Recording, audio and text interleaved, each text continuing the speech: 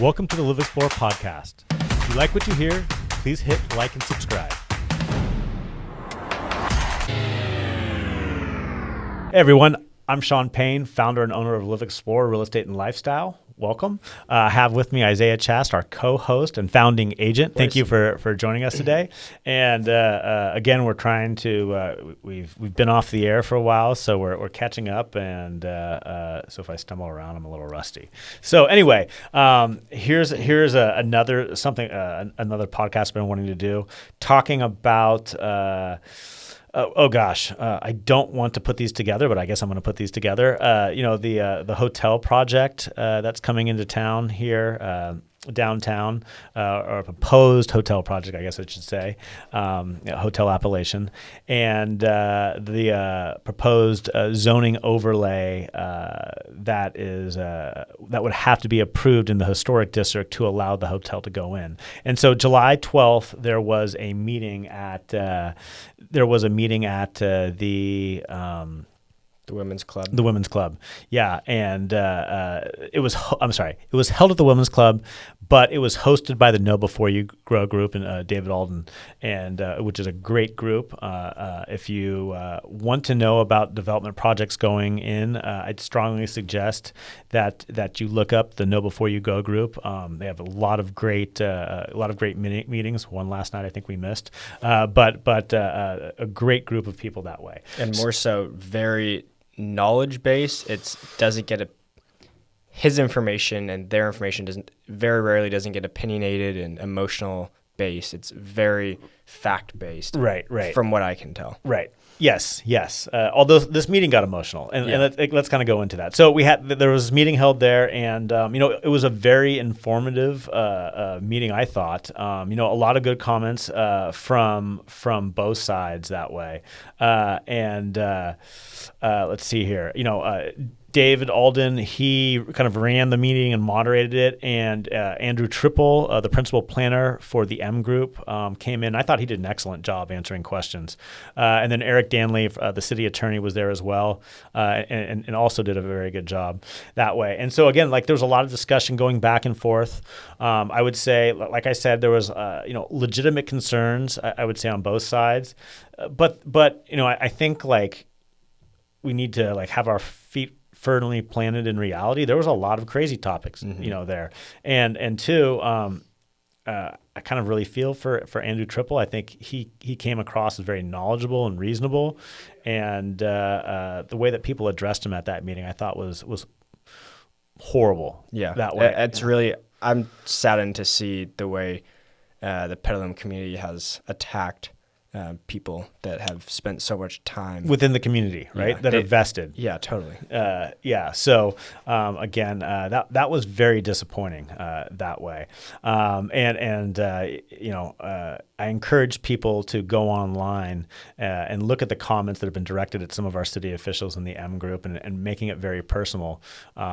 I just think they're totally unreasonable. So I think you guys are crazy. So I'll say that right now. Anyway, but let's get back to this meeting. I thought it was really cool. I mean, so you had a lot of comments again from both sides, and legitimate concerns. Like people have there's reasonable people out there that have reasonable questions, and I think they can be addressed. But the format was that they kind of went through the project and kind of discussed the overlay.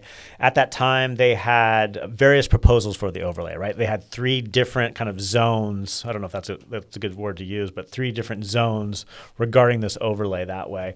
So I think they did a pretty good job of breaking it down, although I do think some people got confused over kind of they're pitching these different scenarios. And really, they're just throwing it out there like, hey, this is what we're talking about, potential scenarios, and we want to hear your feedback, and we can kind of go from there. So I think inherently it's just a very confusing topic.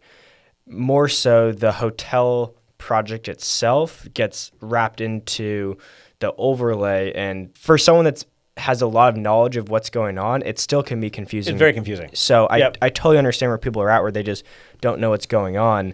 But I also saw some people that got very wrapped up on one point and couldn't really overcome that in order to learn the big picture of what it entails, and we're just stuck on one point, like what group the city planner is with. Like, Right. Let's get beyond that and actually talk about, what is involved with the project and the overlay. Yes. So I'm just going to back up a little bit and talk about the hotel project and then go back to this meeting a little bit. So we have this proposal from from the Appalachian Group and EKN Engineering to build this hotel downtown. And it would be, I guess, what would be considered a high-end boutique hotel. That's really what the city has asked. In order to make this project feasible for them, they've asked that it go up, that it extends beyond the current height limits, and that's why we need this zoning for this zoning overlay over the historic district. I don't know why I didn't put the height limits in front of me that way right now. The current height limit is 45 feet. This at the very top of this would be 67 feet, which is the elevator shaft, which is stepped back. If you look at the hotel, the model of the hotel, the top floors have step backs. So even at that 67 feet, it's difficult to see from street level that way. But that's what has to get approved. And so again, how I personally got behind the project was, I think that height limits in general need to be raised that way. That 45 feet just isn't enough. That we have two options in building, whether it's commercial or residential or mixed use, that you can either go out or up.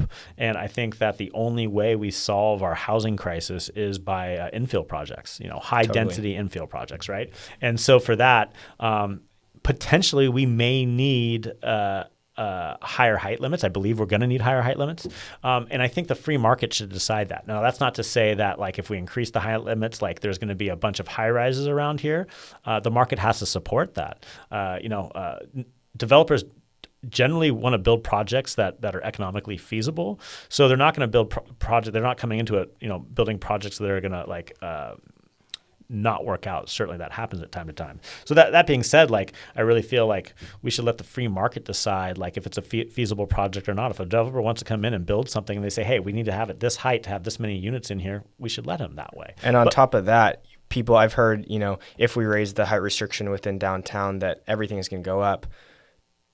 If you look at most buildings in downtown, for example, the McNair building, even if the height restriction was 70 feet, no one's going to build onto that and push out to 70 feet. It's not like every building in Petaluma is going to be, lifted an additional 30 feet. It's just those sites that are underutilized and underdeveloped that could have potential for, bringing something really good to downtown. Right. So just getting back, again, my general opinion is that we need to build higher.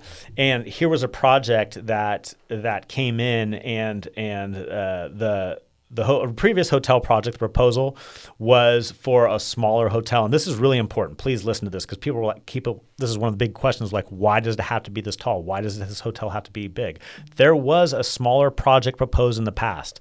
And what happened was, I think it was a Marriott National Boutique brand is what was going to be used to manage the hotel, I think. I can't remember exactly. It was some corporate maybe it was brand. Hilton, Marriott. It was Hilton. And so it was, but it was their boutique brand to manage it. The feedback at that time from the city of Petaluma was they didn't want that. They didn't want a national brand downtown. They wanted a boutique, a true boutique brand.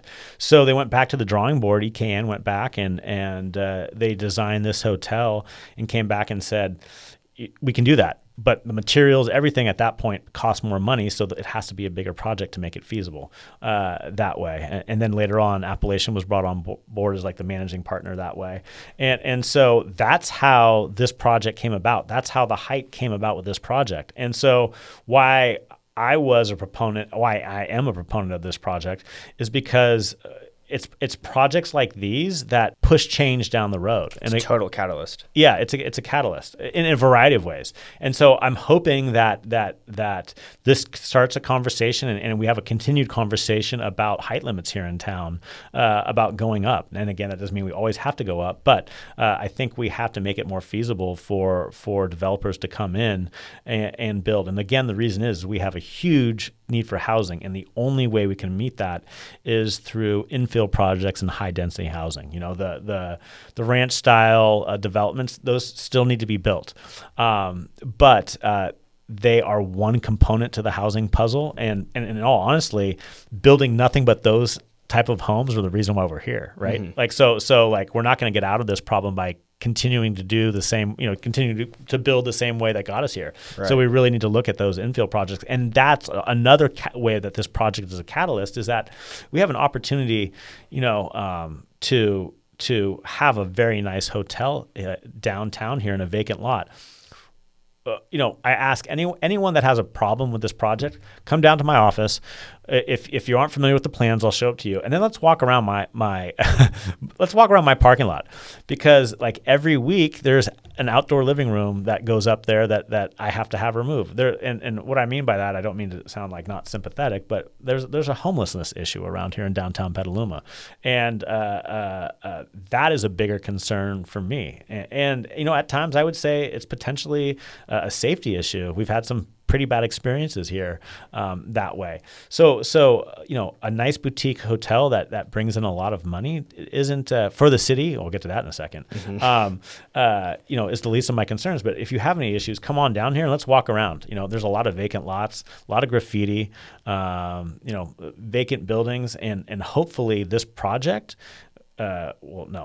Projects like this come into town, and they're a spark for development, and it's just up to us to control that development, Mm-hmm. And at that point, I hope that it can spark potentially. Maybe it sparks a housing component.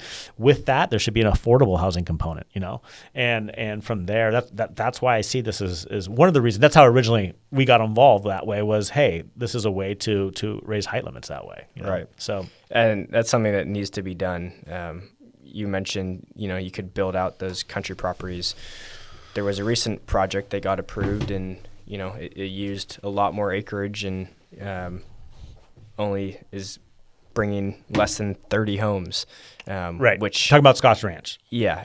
A great project all around. But just as far as addressing the housing issue, it's not even going to be a drop in the bucket. No. The only way we can do that is to go infill project and build up and make those economically feasible for developers, but also just get those projects through to address the housing. Yeah, exactly. And so, it was interesting because at that meeting we had, the presentations, very informative. Then we broke up into roundtables of I think 8 people, and then had discussions, which was really cool because you're going to have a variety of people there of all different opinions. We got to talk that way. And it was unfortunate that we didn't have more time to do that, or we were able to bring the questions back to the group, but it would have been great if we could have talked more about it. In that, again, there's just people, a lot of people, there's a lot of misinformation out there about the project, and people don't understand kind of the complexity of what's going on right now. So, I've talked about this before, but California has a huge need for housing. And we've established that we need to build the state of California has said that we need to build 2.5 million homes in the next 8 years. Within that is Sonoma County that we have to build about 14,500 homes in that time period. And if you look at Generation H, great organization. I bring them up now all the time. Look at their studies. That's not even accurate. That we really need to build 60,000 homes. Anyway, but why I'm getting into this is that I brought that up in my meeting, and people were like, well, that's fine and good. And you know what? There was other real estate professionals, I'm not going to name names, within my group that way. And they said, but we don't want affordable housing. The general plan doesn't allow affordable housing downtown and things of that nature. And we didn't get to talk anymore. But if you go back to that report that California establishes that we need to build 2.5 million homes, the single cause of why we have these lack of homes is cities' general plans and cities killing housing projects and affordable housing projects and not being builder friendly. And that's what I heard so many people say, well, we don't want these projects in here. And this is what people have to realize now is that there's a handful of state legislator now that depending on the location to let's say the SMART train, for example, there's certain legislature out there, whether you're a quarter mile or a half mile from that train station, that housing projects now can kind of go right by the city's general plan, and if it meets the state requirements, they can be built. And so, that's all fine and good that people, the train of thought of not wanting housing or not wanting affordable housing in the general plan, that you've created this problem, and you're standing by your logic, but no one cares at this point. The state of California has identified that you're the problem, and that there's laws in place now that can supersede the plan. And why I'm saying this is you now can get housing projects shoved down your throat from the state level. So you need to change your train of thought that way, that you're not in control, that you've essentially, you had a chance to, to encourage smart development. You totally failed. And now the state stepped in and be like, we're not going to allow you to make those decisions or kill those projects anymore. And so, and that's what people don't understand is that, okay, that now, and what I encourage you is just pull up a radius. It's really easy on Google Map. Do a quarter mile and a half mile radius from the train station downtown. There's a reason why Haystack Landing was approved. There's a reason why Oyster Point was approved. And that's going to continue is because the city's now aware that those properties in the immediate vicinity of the train station, let's work with the developer, or we're going to get a project that we can't control. And that's going to continue to happen. And that's what, do you think these laws are going to change? The only thing, when this Pandora's box opens up, it's I wouldn't be surprised within a couple of years we have some law in place that it's a mile radius rather than a quarter mile. I just see this expanding that way. Right. So I just think it's so important people realize at the state level, they're going to shove this down your throat. So now it's time to deal with it. And again, I think this is such a great project to start where it can be a catalyst for economic growth, and we can control it. And we can put potentially an affordable housing component in place that works with the city, or we can get projects shoved down our throat that maybe don't work with the city. As you brought up a great point about the legal side, I heard a couple of people at that meeting that we were at asking the city attorney why they even why can't they just say no? Why do we have to, explore the options? Why can't we just say we don't want it? And people don't understand that the city would get sued if they didn't do that. Yeah. And you know what? This is a kind of an uncomfortable conversation to have, but I think it's important. It's important to address this, that I really feel this is a generational argument at this point. I feel that there is I don't want to offend anyone, but just an older crowd that really doesn't want development. Hey, you guys have your houses. You guys are established, right? And there's a younger generation that's coming up, and there's this huge need. There's a huge barrier, almost an inhumane barrier for housing in a lot of situations, and you're still crossing your arms being, well, why can't we just kill all these projects? And we've heard it all across the board, right? And it's unfortunate that's all you hear, because I would be willing to bet that probably I would comfortably say 98%, if not 99% of my generation would comfortably be totally on board with any project. But none of them are going to go to a meeting. None of them are going to publicly go on Facebook and argue for a project. That's not what that generation is. So it's unfortunate that all people hear is the noise from the negative side when there really is a lot of support. Yeah. So there's a couple things there. I think the people that are for the project, I know the people that are for the project, we've had the plans now in our office for 6 months. Mm-hmm. So, I've talked to hundreds of people at this point. I hear over and over again, oh, this isn't approved yet. Right. That's what I hear. Everyone's on board. Yeah. And so oh yeah, we need this. I hear that over and over again. But the reality is that, we go to these meetings, you can be there till 11, 12, 1, 2 in the morning. If you're in favor of the hotel, you have a job. You have a job. You have kids. You're trying to build your career and stuff like that. So you're not going to do that. This is definitely a generational issue at this point, where you have an older crowd that's trying to dictate the future of our town. And I encourage you that the people that are against this hotel, watch their comments and then follow them around Thanksgiving and Christmas, and they're also going to complain that they don't get to see their grandkids. Mm-hmm. It's going to be the same people, and they just don't have the foresight to see that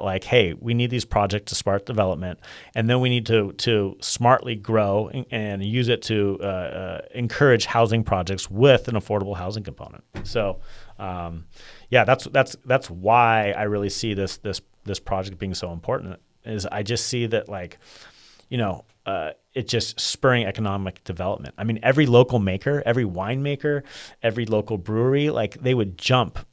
I know this because I've talked to a handful of them, would jump at the opportunity to be able to have their product inside Appalachian's hotel, because potentially then they can be put on a national level from there, right? Well, and from there, I mean, think about all the really popular restaurants in Sonoma County that the chefs and owners previously worked for Charlie Palmer at his establishment. I think there's 9. I put together a list. I mean, there's tons. Valette, Stark Steak and Seafood, the Glen Ellen Star, which is a Michelin star restaurant, Shed in Healdsburg.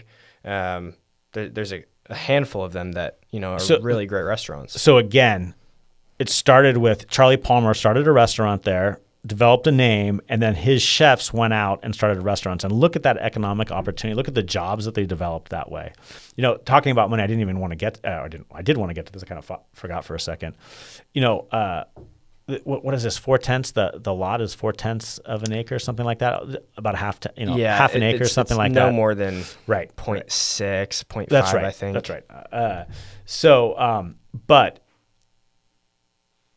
you have the fairgrounds that's 55 acres, and that's been a part of Petaluma for generations. I don't want the fairgrounds to go anywhere, but how do you allocate 55 acres that's only used 25 days a year without encouraging other projects that bring in a lot of tax revenue? And so, if you want to keep Petaluma, then I think you really need to realize that like projects like this aren't going to change Petaluma so much that it allows us to have fairgrounds and things of that nature. And the reason is that this project will bring in 1.5 times the amount of tax revenue that the fairgrounds do on a yearly basis. I think even more than that potentially. Over the next 25 years, the transient occupancy tax alone will generate $37,100,000.